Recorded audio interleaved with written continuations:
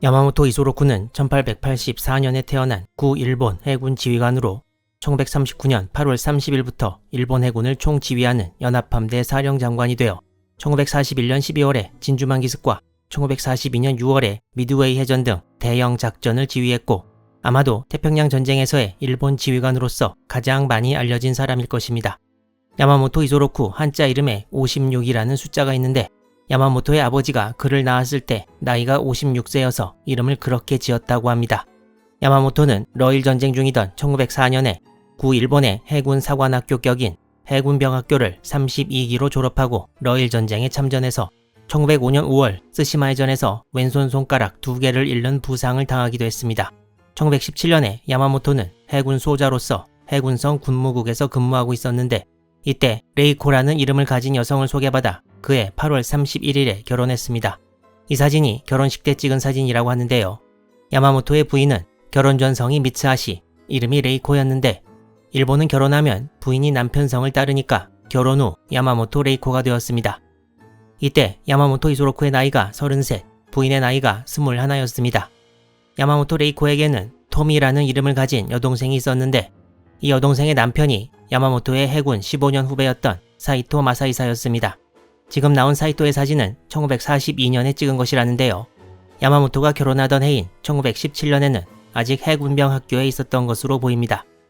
사이토 마사이사는 태평양 전쟁 때 해군 항공대 장교로서 계속 복무하다 최종 계급은 대좌로 종전을 맞았고 1996년에 세상을 떠났습니다.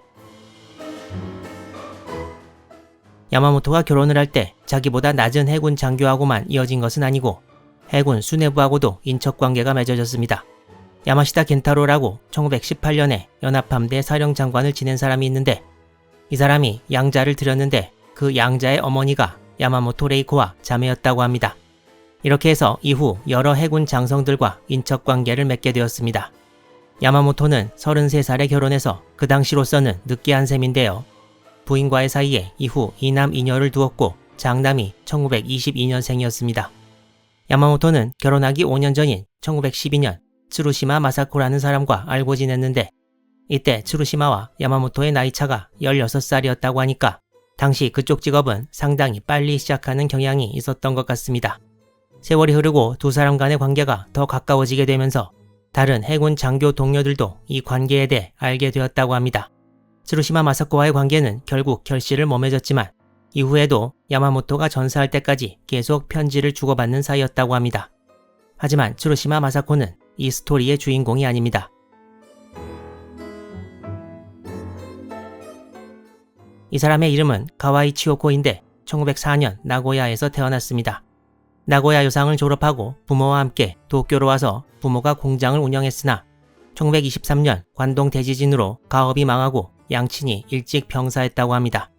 그리고 1932년에 28살의 늦은 나이로 도쿄 신바시의 요정에 들어가서 다음 해인 1933년에 야마모토 이소로쿠를 만났습니다. 이때 야마모토는 항모 아카기와 류조로 이루어진 제1항공전대 사령관이었습니다. 야마모토와 가와이 두 사람은 20살 차이가 났는데 가와이 치오코는 야마모토를 오니상, 즉 오빠라고 불렀다는데 한국어 일본어가 어느 정도 어감 차이가 있는지는 모르겠습니다. 야마모토는 가와이 치오코를 이모토, 여동생이라고 불렀다고 합니다. 가와이 치오코는 일하던 곳에서 나와 곧 자신의 요정을 개업했습니다.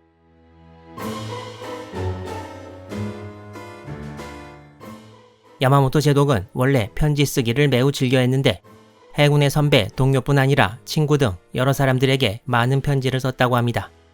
야마모토가 있었던 연합함대 기함 나가토와 후에 야마토에는 대량의 편지가 항상 왔는데 연합함대 사령장관 사마라고 오면 공문서였고 야마모토 이소로쿠 사마라고 오면 개인적인 편지였다고 합니다. 야마모토 제독은 많으면 하루에 30장의 편지를 답신으로 쓰는 경우도 있었다고 합니다.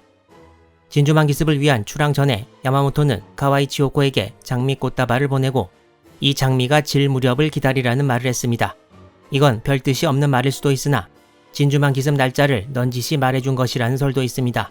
그리고 출항 전 인사를 담은 편지에서 치오코의 사진을 보내달라는 말을 하기도 했습니다. 진주만 기습이 성공한 후에 야마모토는 국민적 영웅이 되었고 일본 각지에서 심지어는 소학교 학생들로부터도 편지가 쇄도하기 시작했습니다. 야마모토는 치요코에게 다시 편지를 보내 여러 사람들로부터 편지가 산처럼 오지만 치요코로부터의 편지만 아침 저녁으로 기다리고 있고 사진은 아직 보내줄 수 없냐고 묻기도 했습니다.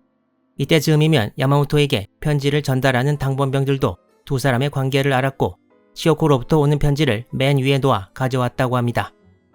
1942년 2월까지 연합함대 기함이 전함 나가토였는데 쿠레 해군기지에 정박했고 가와이 치요코가 직접 와서 쿠레 지역에서 두 사람이 만난 적도 있었다고 전해집니다. 그리고 5개월 후 미드웨이 해전을 위해 출항하게 되는데 치요코에게 보낸 1942년 5월 27일자 편지에서 29일에 함대가 출격하게 되며 작전은 약 3주 정도 걸릴 것이라고 말해서 군사기밀을 개인적인 편지에 누설하기도 했습니다. 그리고 이 편지에서 자신은 국가를 위해 최후의 봉공에 힘을 기울일 것이고 편지 후반부에서 복잡한 세상을 떠나 둘만이 되고 싶다는 뜻의 말을 쓰기도 했습니다. 야마모토도 나름대로 전쟁에서 많은 스트레스를 받고 있었음을 알려주는 대목입니다. 야마모토가 치요코에게 쓴 마지막 편지는 1943년 4월 2일자인데 여기에 자신의 머리카락을 동봉했습니다. 그렇지만 얼마 후인 4월 18일 야마모토는 부겐빌에 있는 일본군을 격려하기 위해 항공기를 타고 나섰다가 암호해독을 통해 야마모토의 일정을 미리 알고 있던 미군의 항공기가 격추되는 해군 갑사건을 통해 결국 사망하고 말았습니다.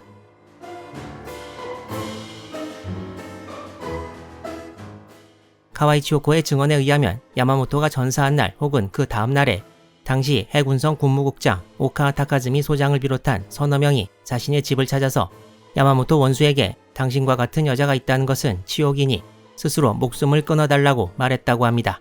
하지만 당시 치요코는 39세였고 도저히 젊은 나이에 죽을 수는 없어서 이를 거절합니다. 그 이후 해군성에서 야마모토 제독과 나눈 편지를 전부 제출하라고 통지가 왔고 응하지 않을 경우 압수수색을 할 것이라는 말도 덧붙였습니다. 가와이 치요코는 대여섯 통의 편지는 숨기고 나머지 60여 통을 제출했다고 합니다.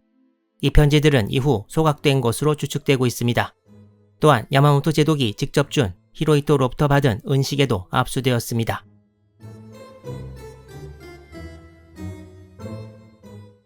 가와이 치요코는 이후 재혼하고 조용히 살았는데 1954년 4월 29일 일본 언론에서 가와이 치요코와의 인터뷰와 사진 그리고 야마모토의 남은 편지와 함께 기사를 내서 두 사람의 관계가 세상에 알려지게 되었습니다. 야마모토 제독의 부인인 야마모토 레이코는 1965년에 사망했고 가와이 치요코는 1989년에 85세로 사망했습니다.